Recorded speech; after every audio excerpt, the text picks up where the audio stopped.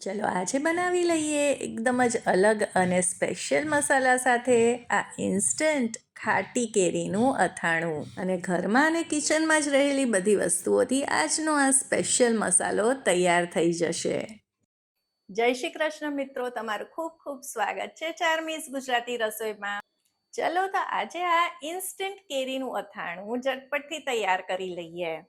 તેના માટે મેં અહીંયા 300 ગ્રામ તોતાપુરી કેરી લીધી છે. તો આજકાલ તો માર્કેટમાં આ તોતાપુરી કેરી આસાનીથી મળી જાય છે, એટલે તેનો જ આપણે ઉપયોગ કરીને આજે અથાણું તૈયાર કરીએ. તો હવે સૌથી પહેલાં કેરીને સરસ રીતે ધોઈ લીધી છે અને કોરી પણ કરી લીધી છે. હવે ઉપરનો આ જે ભાગ છે તેને કાઢી લઈએ. અને આપણે આ કેરીની છાલ કાઢવાની જરૂર નથી. આની છાલ એકદમ જ પાતળી હોય છે. અને આ રીતની એકદમ જ લીલી કેરી આપણે લેવાની છે. જો કેરી થોડીક પણ પાકેલી હશે અંદરથી તો બસ 2-3 દિવસમાં જ અથાણું ખરાબ થઈ જશે. અને આ રીતે આપણે પાતળી પાતળી આની ચીર કરી લઈશું.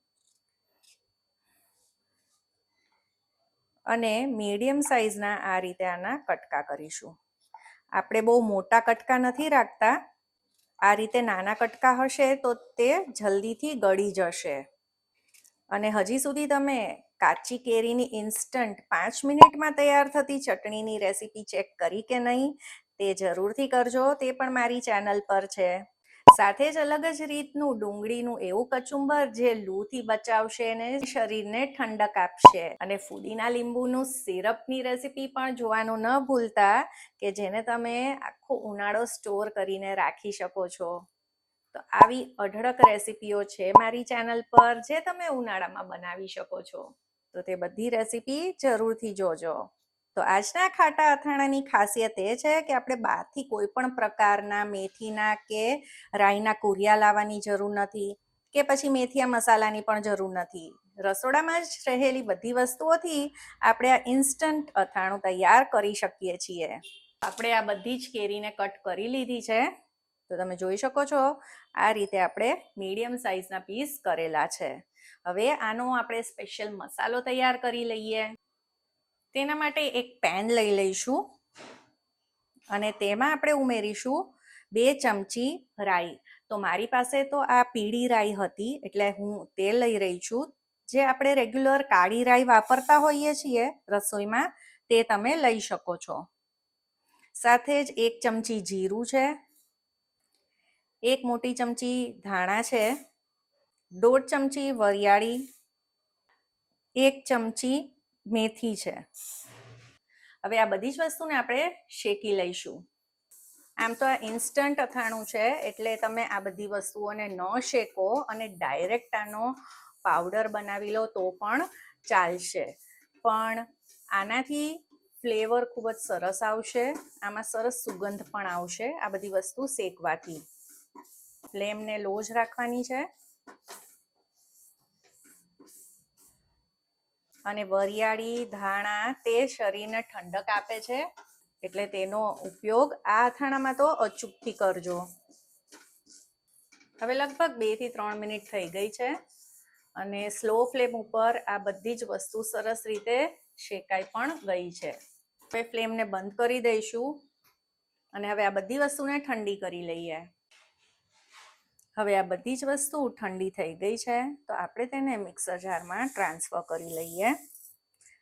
તમે આ મસાલો વધારે માત્રામાં પણ બનાવીને સ્ટોર કરી શકો છો. અને જ્યારે પણ તમને મન થાય તો તમે આ કાચી કેરીનું અથાણું તૈયાર કરી શકો છો. હવે આપણે આ વસ્તુને પીસી લીધી છે.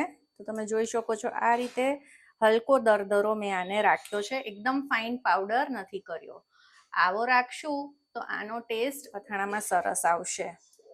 હવે આપણે એક મિક્સિંગ બોલ લઈ લઈએ અને તેમાં આ મસાલાને કાઢી લઈએ. સાથે જ આમાં નાની ચમચી હળદર ઉમેરી દઈએ અને સાથે જ અથાણાના માપનું મીઠું પણ ઉમેરી દઈએ. હવે આ બધી વસ્તુઓને મિક્સ કરી લઈએ. હવે લાલ મરચું અત્યારે નથી ઉમેરવાનું. હવે આ 4 થી 5 ચમચા તેલ લઈ લીધું છે અને આને આપણે ધુમાડા નીકળે તેટલું ગરમ કરી લઈએ. હવે આમાંથી ધુમાડા નીકળે તેવું તેલ થઈ ગયું છે.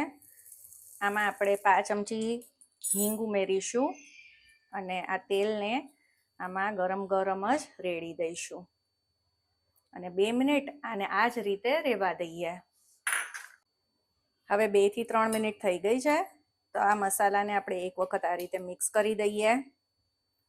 હવે આ સેજ પહેલાં કરતાં ઠંડુ થઈ ગયું છે, તો હવે આપણે આમાં લાલ મરચું પાવડર ઉમેરી દઈએ. તો તમારે જેટલી તીખાશ ખવાતી હોય તે પ્રમાણે લાલ મરચું પાવડર ઉમેરવું. અહીંયા હું 1.25 ચમચી ઉમેરી રહી છું. જો પહેલેથી આપણે આમાં લાલ મરચું પાવડર ઉમેર્યો હોત તો ગરમ તેલ નાખવાથી તે તરત જ બળી જાત અને આપણું અથાણું કાળું થઈ જાત. હવે આ મિક્સ કર્યા બાદ આ જે કેરીના કટકા છે તે આમાં ઉમેરી દઈએ. તેલને એકદમ જ ઠંડુ નથી થવા દેવાનું. જ્યારે તે નવસેકું હોય ત્યારે જ આમાં ઉમેરી દેવાનું, એટલે આ એકદમ જ સરસ રીતે મિક્સ થઈ જશે. હવે આ સરસ રીતે મિક્સ થઈ ગયું છે, તો આ મિક્સ થયા પછી 1-8 કલાક માટે ઢાંકીને રાખી દઈશું.